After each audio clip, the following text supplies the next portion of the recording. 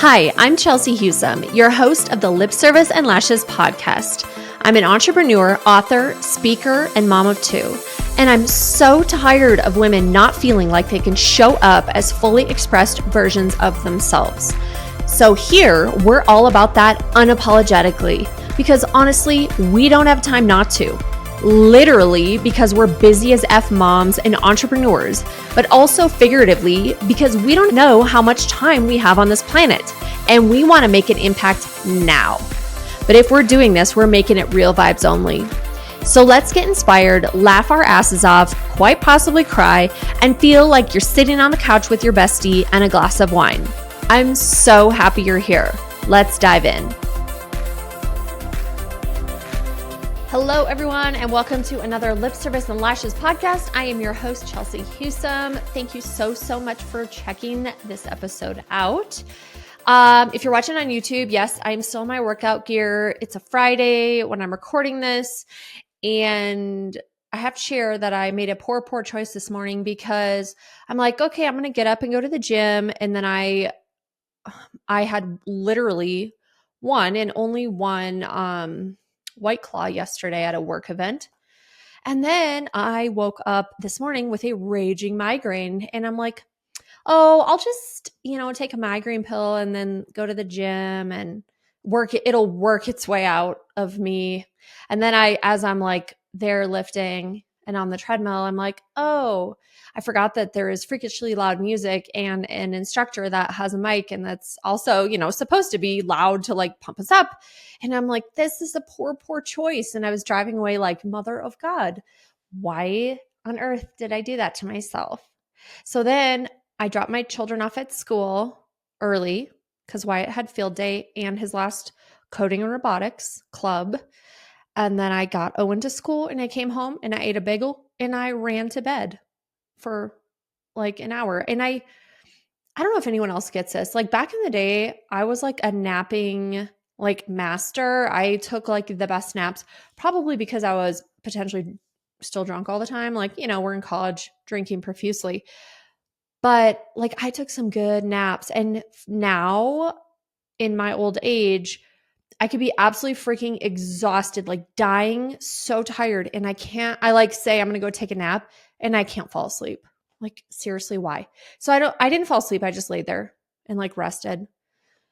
And then I just ate some gummy bears and I do feel a little better. I'm a little tired, but my headache went away. So thank God. But at least I made it to the gym. Yay. Okay. Always something. Okay. So today I want to talk about, I was thinking and laughing to myself. I want to talk about some camping gone wrong situations because if you're like a camper, if you're a boater, we all know like they're money pits. Number one, they're so fun, but like money pits. And then like the craziest shit happens. So I was laughing the other day thinking about this. So, cause we got some good stories. First of all, though, before I get into that, I just want to ask, like, I kind of forget to go on but every so often I go on and I see a new podcast review and it like makes my whole week and it is like, oh my God, one person's listening, like one more new person's listening. And I'm not just rambling for myself and to myself. And so I just want to say, if you listen and you like it and you're like kind of a special kind of crazy like me, I would so appreciate it if you would consider going on to Apple, leaving a 5-star review, writing what you think about it. Like I would be so grateful. And also share it with a friend, 20 friends. I don't care. 5,000 friends, whatever. If you're like, hey girl, like, yeah, she gets us, like, please share it. And guys too. I have guys listening. Yay. So grateful. So please share it and please review. I would so appreciate that. Okay. So camping gone wrong. I'm going to start. I like to call this a meth KOA. Okay. So for many years, we would go to Pueblo, Colorado, which is like an hour and a half directly south of where we live. So we would camp in both there all the time for years. And typically we would book the camping spots at the actual Pueblo Reservoir, the camping there. But a lot of times if you don't do it really far in advance, there's not anything left or it's like really shitty spots. So I think this was kind of like a last minute trip that we had tried to do. And we're like, oh, we'll just go down there. I'm sure we'll find something. I don't even know why we would have done that, honestly. But this is a few years ago. So my husband's like, oh, I found this other campground. It's like a really cute KOA. It's like a little further from the lake, but like it's so cute. Like let's just go there and camp there. So I'm thinking, okay, a KOA, right? Like those are decent. I'm not like a fancy camping lady, right? We're rocking our 1999 Lance truck camper. So, I'm not a glamper here, but we bought that from our friends Ross and Tammy. They raised 3 children in it. They had bought it brand new. And like, honestly, I freaking love that little truck camper. It's so cute and it has everything you need. Okay. So we go down there. We pull in, we get a spot at this little, it wasn't a KOA. My husband thought it was, but it was not. And I'm like, oh, look at this. This is kind of cute. There's a park, whatever. It's going to work. It's going to be fine. And the little man that was like the camp host or whatever, I don't know what you call those people. He's like, let me give you a little tour. We'll walk around, blah, blah, blah. So we're walking around. And we were camping in a camper spot, but there, those little tiny little like wooden huts that they build, but they don't have a bathroom. They're super, super small. So it's like beds and maybe a sink. I don't even know. But those are lined up and we're like, oh, those are cool. Like maybe we could just come down sometime and camp in one of those. And we had our kids with us and the man was like, no, we don't rent those to families. And I thought, oh, okay. We said, well, why? That's odd, And he said, well, because there were too many people camping in them that were cooking meth with their children in it. What? Like, ridiculous. Like, number one, I get there are people out there that do that. Number one, do meth. Secondly, apparently that cook it around their children. Like, what the actual fuck? So messed up. But yeah, they had to literally make a rule to not rent those to people with children because so many people were cooking meth in them. Mm-hmm. So it gets better, guys. It gets better. So we're like, that's weird. Hopefully this isn't a total like shit show camping area. So, we get the area set up, we cook dinner, we go to bed, and I'm trying to think, we had the windows open. Actually, no, we were using my brother-in-law's pop-up camper. This is before we had our beloved 1999 Lance truck camper. This camping trip, we were borrowing my brother-in-law's pop-up camper. So it had like the canvas sides, right? It didn't have all the hard sides. So you can hear everything. So we're going to bed. Our kids are pretty young at this point. Wyatt was very young, being his honey badger self. Like it was just like everything you could do to get him to actually go to bed. So we're laying there and this was kind of like a transient campground because there were a lot of people coming and going throughout the night. Okay. And even when we woke up, there were people there that hadn't been there when we went to bed the night before. And some people that had been there the night before were gone. It was very like weird. Okay. But later that night, some people came in, they set up a tent next to us and I start smelling pot because, obviously, and you know what it smells like. And, I was like, okay, yeah, they're really just ripping some pot over there. Whatever. But then I look out the window and there's 2 people in this tent and they have a light on inside. So I can just see the silhouettes of them. And they must have been deaf and they were like violently doing sign language really intensely. It almost seemed like they were having an argument or something. I don't even know. I watched this because it was just odd, and I watched it for quite a while. And then I like later I see some other man from somewhere else has now come and is like knocking on the door, the tent, whatever, canvas.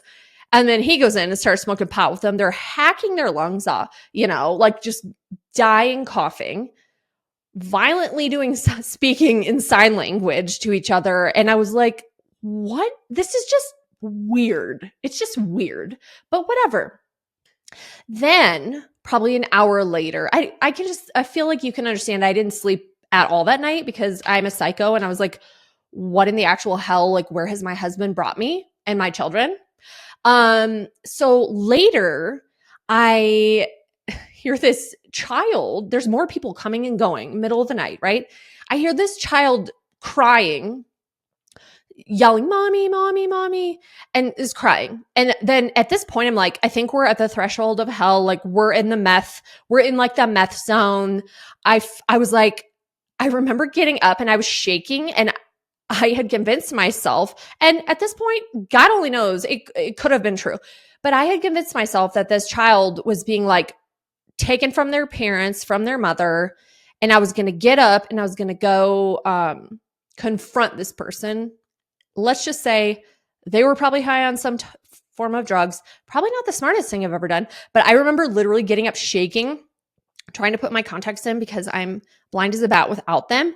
And then I don't even know what happened. It finally stopped or something, but I was going to go confront these strangers and like accuse them of child trafficking or stealing or kidnapping a child.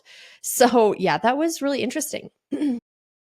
Calling all badass moms and entrepreneurs ready to stop surviving and start thriving. Y'all, I am officially opening spots for one-on-one mentorship. This is designed exclusively for the women who know they're meant for more, but feel stuck in the chaos of balancing business, motherhood, and everything in between. I'm not just another coach. I'm a proven business owner who's built an award-winning company, written a best-selling book, launched a podcast, and built a platform, all while raising a family. If you're ready to get unstuck and take bold action, master time management and boundaries, build an unshakable CEO mindset, and prioritize your energy without guilt, then let's make your next level happen. Faster, smarter, and with zero apologies. This is not for the excuse makers. It's only for women ready to go all in on themselves. Remember, spots are limited, so if you are interested, head on over now to Instagram and send me a DM with the word mentorship. I cannot wait to talk to you, girl. So needless to say, we woke up and I said to my husband, like, are you freaking joking? That was the worst place you've ever brought us. We will never return. And we haven't. So that was our beautiful meth KOA experience. If you ever want to go there, let me know. I'll direct you. Okay. Another funny story, again at Pueblo. A lot of our weird shit has happened at this place in Pueblo. So we were pulling the boat up into, I think we had rented a slip for the night. And, I actually bought my husband a shirt that says, sorry for what I said when docking the boat. If you're a boat owner, you totally freaking get that. Like, and I always joke to my husband because he's like coming in hot. He thinks he's going slow, but it's like a 2,500 pound boat. It's super heavy. He's coming in hot to the dock and he's like, don't let it hit the dock. I'm like, Jesus, I'm not like a 1,000-pound person that like has some strength to like push back. Like I'm trying my best here, but so there's always that. And then, I always joke to him that I feel like he expects me to like shove my body like a buoy between the boat and the dock so it doesn't hit it. And then I'm crushed to death. And he'd be like, well, at least the boat didn't hit the dock. But Chelsea's like floating dead in the lake. So yeah, I always tell him that and joke with him. Like that's, I feel like what he expects me to do.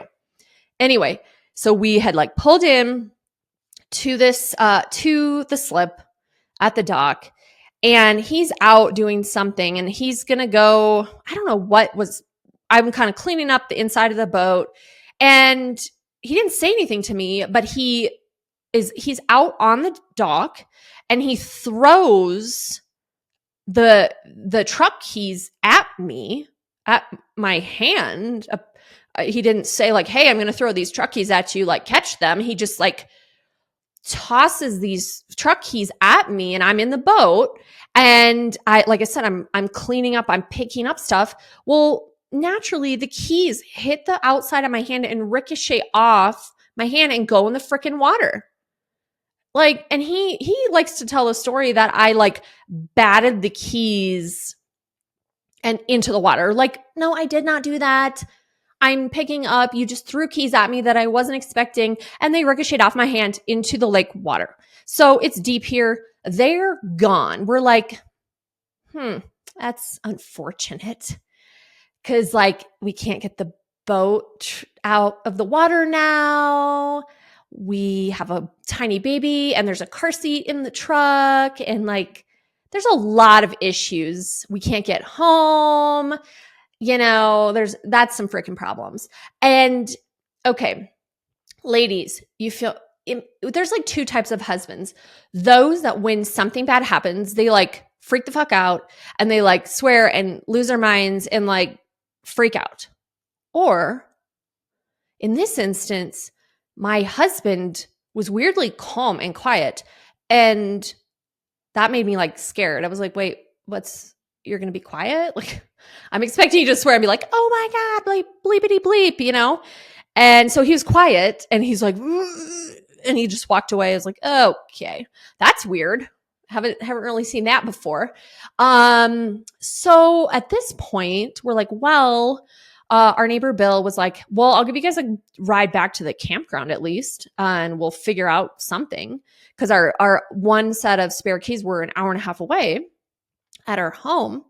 And so we all pile into Bill's SUV, and we're driving to the campsite, and we get pulled over. And we're all like, oh, fun. This is fun.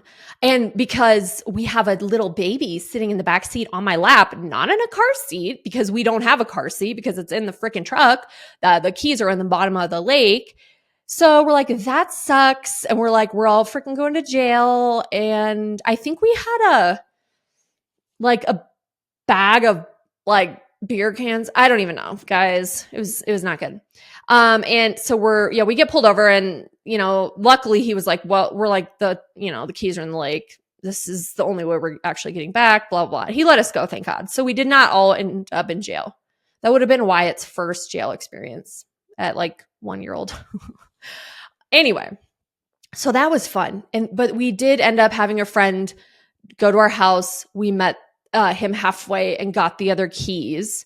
So that was great. But actually, that was years ago. And since then, we've only had one set of truck keys, which is not smart given like this shit happens all the time, like weird stuff when you're camping and boating. So we finally, literally this month, I just finally got another key. So, because I was like, that's kind of risky.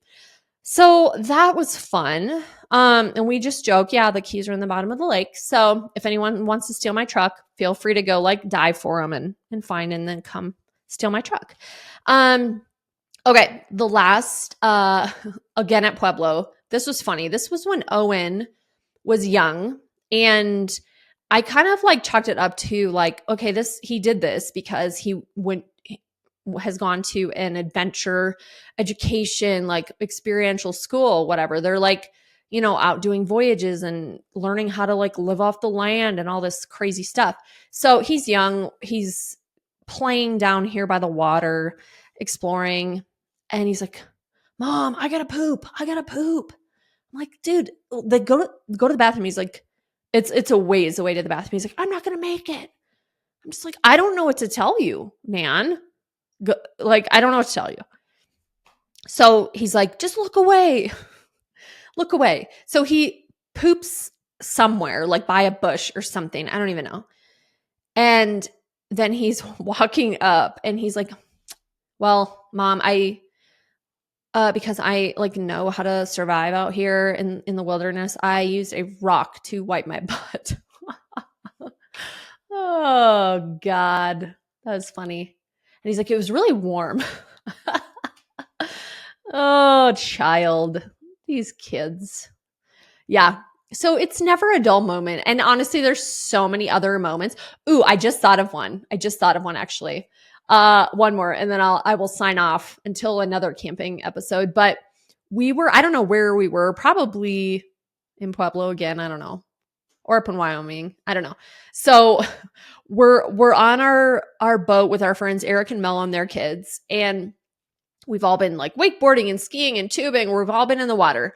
And we look over and my friend Mel goes, oh, hell no. And we see this massive snake, like it was orange and white striped, like floating, like swimming, literally on top of the water. Like it's not in the water. It's like going on top of the water with its head up. It was so nasty. Ugh. And she's like, oh, hell no. And it starts like coming at the boat. And we're like, oh my God, no. Like, go, Bobby, go. Like, get us out of here.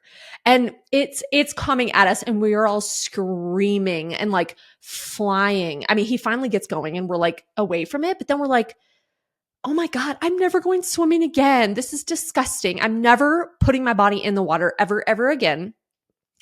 And we asked somebody we asked somebody what kind of snakes these are. And I can't remember what kind it was, but they were like, oh, they're not poisonous. But we Googled it and it says that they're not poisonous. They just viciously shred flesh. Like, what? No. So if we would have been in the water, like I imagine myself, when you're sitting in the water getting ready to wakeboard or ski and you're just floating there, this thing coming up and ripping my flesh apart. Ew. It was disgusting. And I'm surprised any of us have ever literally gotten in the lake water ever again after that. It was quite traumatic. But yeah, she was like, oh, hell no. And we're just like, screaming. So there's so many camping stories if I actually sit and think about them. But those are just a few for now. So, camping gone wrong. Hope if you guys have had any crazy stories, I'd love to hear them. Because, it's just fun to share this absolute madness. There's always something with kids, with your boat, with your camper that just totally goes wrong. So thank you so much for listening. Hope you got a few laughs out of it. Always remember, no BS, just real vibes. And I will see you next time on Lip Service and Lashes. If you loved the episode, share it on Instagram and tag me so I can say thank you and meet you. Or share it with a girlfriend who you know would love this too. Always remember, no BS, just real vibes. See you next time on Lip Service and Lashes.